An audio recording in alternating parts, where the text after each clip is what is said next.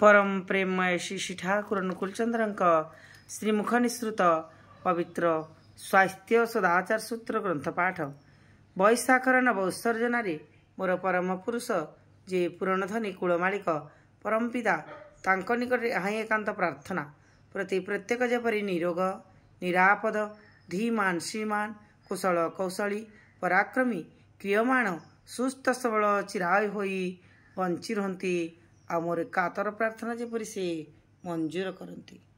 स्वास्थ्य सदाचार सूत्र आमिष खाद्य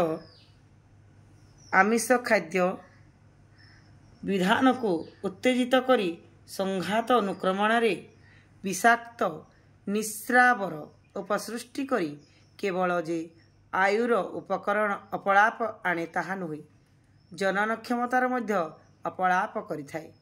जदिओ आपात दृष्टि रे देखा जाए उक्त उत्तेजना मनीष को काम विधुरे करितोले ताहा मध्य करिथाए किंतु जनन यंत्र रे अस्त्राभाविक उत्तेजना सृष्टि करी तार स्वच्छतार विपर्यय आनी थाए। तेणु आमिष आहारु यथासंभव दूर रे रुह जहाँ तुमर जीवन पक्षरे विष उद्गिरणी और आयु अपलापी। वाणी संख्या 68। जय गुरु जय गुरु।